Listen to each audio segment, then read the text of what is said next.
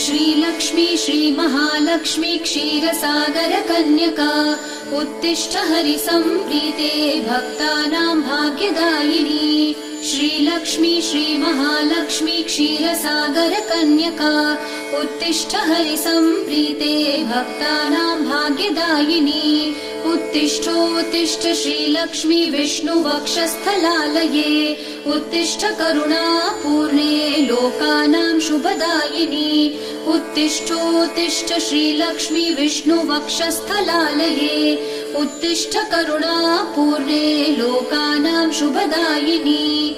श्रीपद्ममध्यवसिते वरपद्मनेत्रे श्रीपद्महस्तचिरपूजित पद्मपादे श्रीपद्मजात जननी शुभपद्मवक्त्रे श्रीलक्ष्मी भक्तवरदे तव सुप्रभातम्।